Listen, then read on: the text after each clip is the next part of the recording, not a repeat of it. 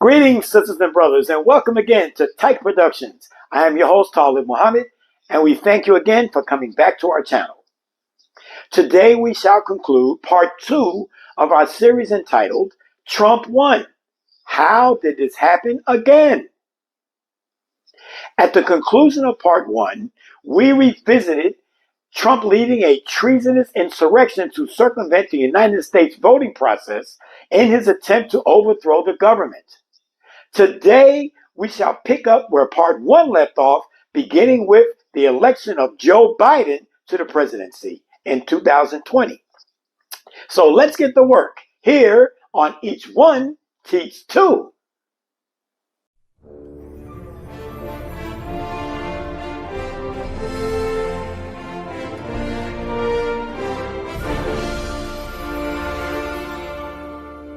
Despite Trump's efforts, the election was ratified and Joe Biden became the 46th president of the United States. Over the next 4 years, Biden's presidency would consist of a myriad of ups and downs, pros and cons, and immense pressure from the Republican Party. Not unlike nearly every president in U.S. history, Biden too had his share of missteps during his tenure. These setbacks, combined with becoming president at 78 years of age, proved to be a bigger detriment for Biden than previously expected. As has been the case for many years, the Democratic Party permitted Republicans to dictate the narrative of their agenda. Once again, many Main Street Democratic leaders failed to establish an explicit and definitive identity with clear and decisive messaging, thus leaving it to the Republicans, conservative media, and of course Donald Trump, to define their governing objectives. Throughout the years of his presidency, Biden was unable to capture the nation's overall support, and his approval ratings floundered. Despite the many accomplishments his administration had achieved, the party collectively failed to aggressively promote those achievements or assertively inform the American people as to what said achievements were. Unlike the chest-pounding, pretentious manner of the Republican Party, and specifically the Trumpsters, Biden's administration failed to establish a dynamic characterization of what the party was under his leadership. This, among other bungles, would prove to be a critical error. For 4 years, the Democrats failed to adequately relate to their supporters the fact that one of the causes for the nation's stressed economic condition was due to the gross ineffectiveness of Donald Trump's handling or mishandling of the COVID-19 crisis.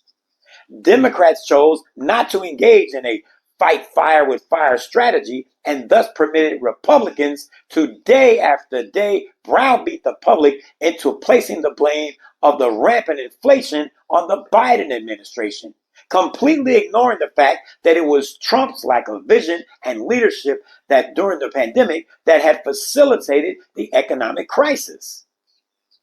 Even as Trump was being prosecuted in criminal court and found liable in civil cases, at no time did the Biden administration attempt to capitalize on what was happening.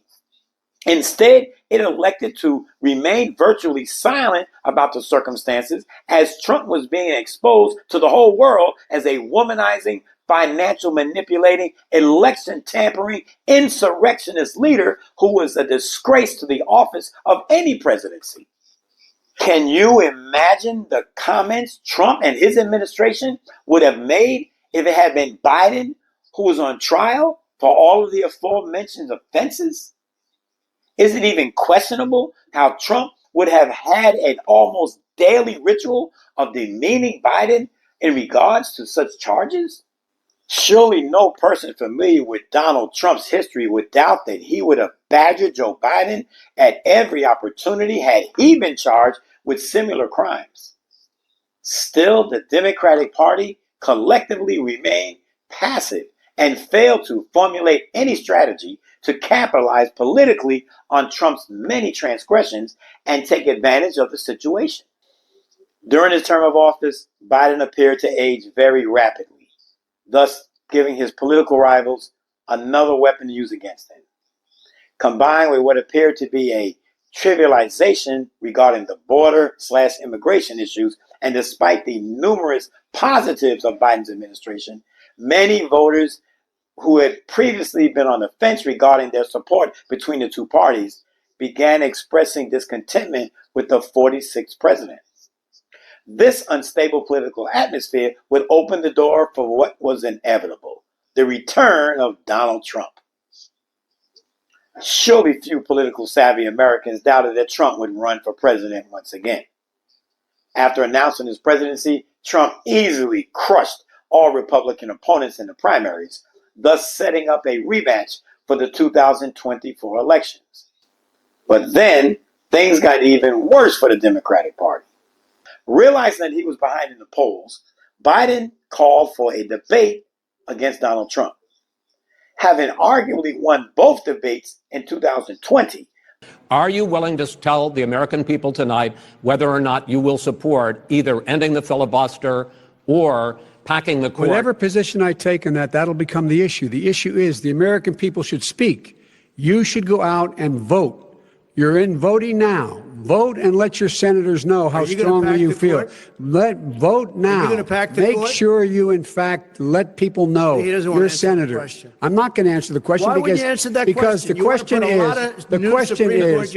Radical left. Will you shut up, man? Listen, who is on your list, Joe? Who's on your list? Gentlemen, I think this we've is ended so this. He's going to pack the court. Biden's administration took the position that their candidate would be able to catapult himself in the polls with another successful round of debates and thus close the gap in the race. However, the debate was an utter catastrophe. Biden appeared disoriented, tired, and confused. Making sure that we're able to make every single solitary person eligible for what I've been able to do with the with the COVID.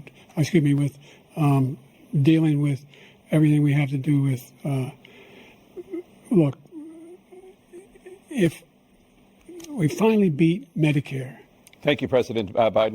His pathetic performance failed to expose Trump's own inadequacies as a debater and called into question Biden's cognition and capabilities as a president. Biden's dismal performance led to public calls even from within his own party for him to withdraw from the campaign, a move that weakened the party's unity and overall messaging to the voters. Questions regarding his mental capacity became a daily news story, with Republicans seizing on the moment to ridicule and criticize Biden's ability to rule the country. Unlike the passive approach taken by the Democratic Party in regards to Donald Trump's numerous legal and ethical matters, Republicans took advantage of the outcome of the debate and constantly called Biden's competency into question, with even members of the Democratic Party chiming in as well. The pressure to withdraw became overwhelming, and on July 21st of 2024, Biden announced that he would terminate his campaign for the presidency. He subsequently endorsed Vice President Kamala Harris to take his place on the campaign, and the Democrats adjusted their strategy.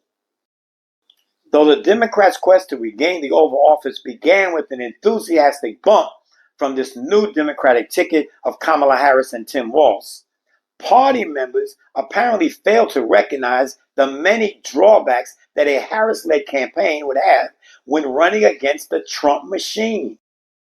Like the failed Clinton presidential campaign, Harris too would have to overcome the anti-female faction of U.S. voters. Unlike the Clinton campaign, Harris would also have to overcome another political hurdle. She was a biracial woman of African American and Indian descent. The soundness of Biden's selection of Harris as his vice president had been questioned during the 2020 campaign, not only because of her gender and racial background, but also because what appeared to be her inability to connect with voters. However, those apprehensions faded away when the Biden-Harris ticket easily defeated Trump in the election. Upon Biden's withdrawal, and with less than 4 months until the election, Harris's campaign took off in full force. national polls would indicate that she actually had a chance to win the election, and she was slightly ahead in several other polls. Still, the strategy the Democratic Party chose to use lacked the vision and comprehension as to what the mindset of the American people was. It failed to recognize that running a conventional presidential campaign against an unconventional candidate like Trump was a dubious strategy. Sure, the Democrats had won in 2020, but their candidate was a Caucasian man and not a woman, and certainly not a woman of color. With the century-long history of bias against women and black people within the United States be something the party would overcome? Had the Democratic Party overestimated the mindset of its constituency and the American people as a whole? They would soon find out. Despite the early enthusiasm that Harris's campaign garnered, it lacked the combativeness and directness necessary to address and expose the unorthodox political tactics of someone like Donald Trump. Instead of going on the offensive, Harris's campaign, just as Biden's and Clinton's had done before it, appeared to adopt the strategy of, when they go low, we go high, and virtually refused to explicitly address the numerous issues regarding Trump and his decades of transgressions. They failed to assertively accentuate any of the realities regarding his felony convictions and civil liabilities, his racist comments concerning African Americans, Latinos, and others, his history of underhanded and disastrous business practices that resulted in 6 bankruptcies, as well as his misogyny regarding women. Compound all of that with his embracement of dictators, as well as his long list of convicted and imprisoned associates, Trump had a multitude of targets that Democrats could have taken aim at. Their take the high road strategy had previously failed for them with Hillary Clinton, and it would prove to be an ineffective and detrimental policy regarding Harris as well. Apparently, these political specialists did not learn from the party's previous mistakes.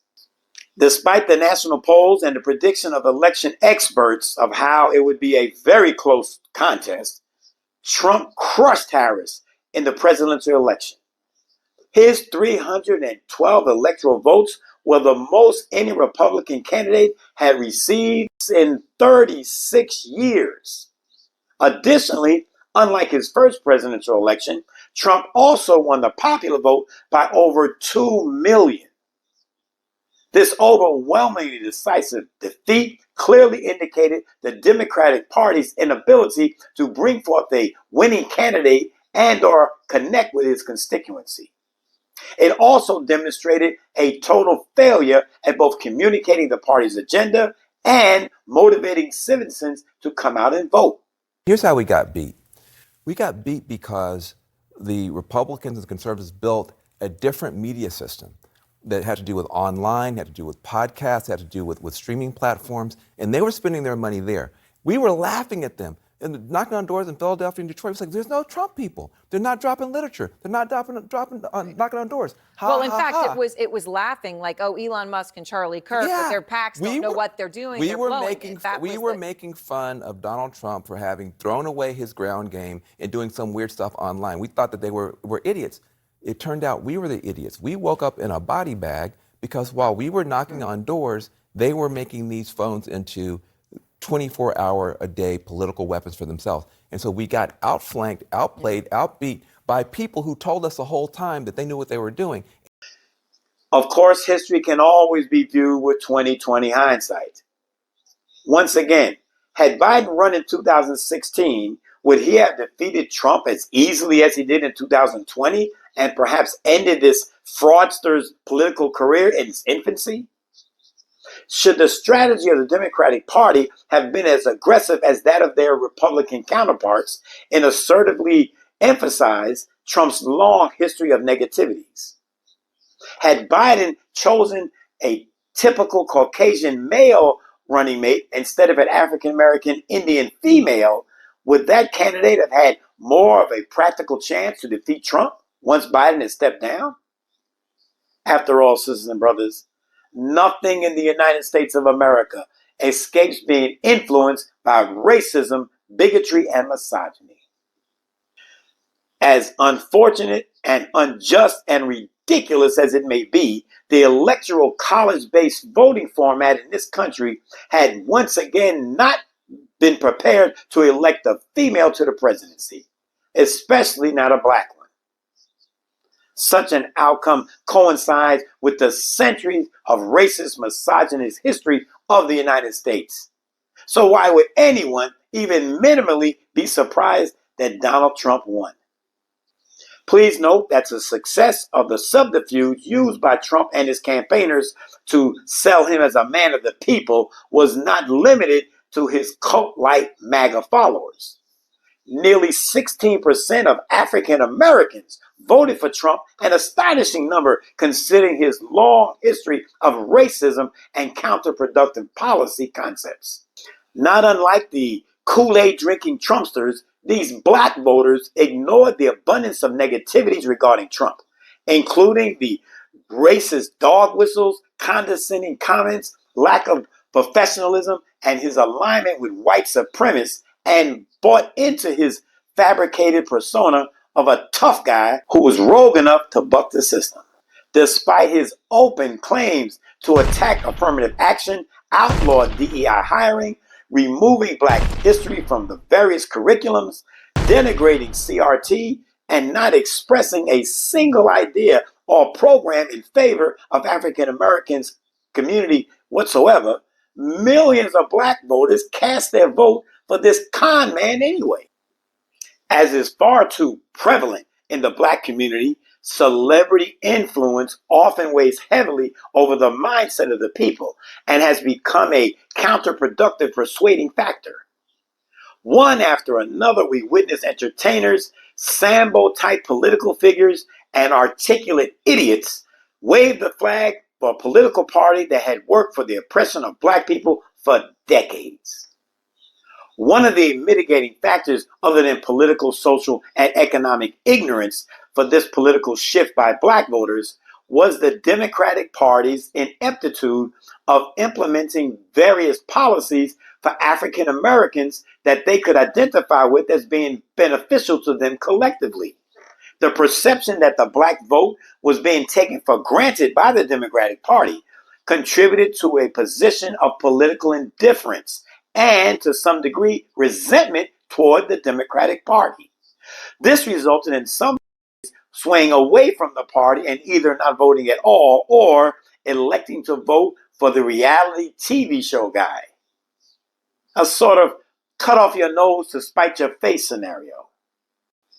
Perhaps even more surprising than the support Trump received from some black voters was the support he received from the Latino community.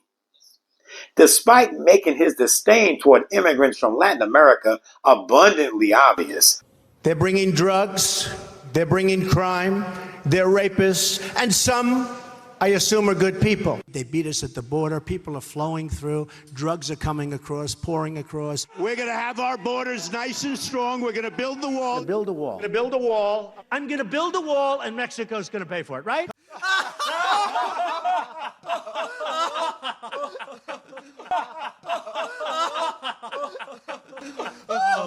Trump was able to acquire a whopping 43% of the Latino vote. The increased support from these two major voting blocs helped push Trump over the top in every swing state in the Electoral College and led to his decisive victory over Harris. Trump's success in the 2024 election brought to light the fact that the United States of America still is, as it has been for hundreds of years, a racially, cultural, economically divided country at the highest or lowest level.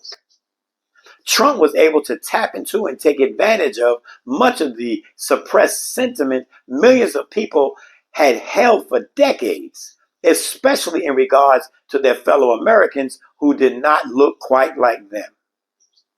He was also successful at bamboozling some African Americans and a large percentage of Latinos into believing that his presidency would be advantageous to their collective causes. while the Democratic Party failed to communicate its agenda in a manner that was conducive to winning the election. Trump and his Republican cronies connected with the mindset of their constituents and inundated them with a collection of improbable promises far beyond the range of typical political fabrications. 77 million voters bought into this slickster's rhetoric. 50 all new stunning digital trading cards. It's really something. These cards show me dancing and even me holding some bitcoins.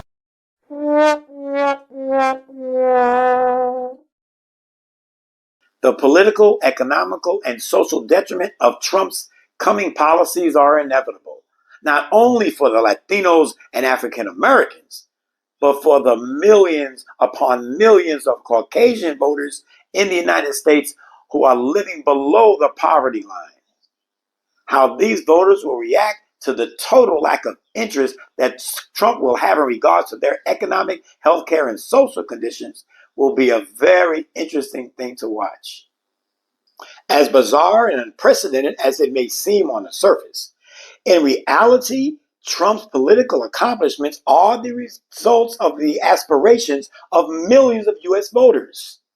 His successes of conservatizing the Supreme Court, bullying politicians into doing his bidding, circumventing state autonomy, instituting unsound economic strategies, and appointing some of the most indisputably unqualified, inane people imaginable to positions of authority, Trump has managed to hijack the country right in front of our eyes.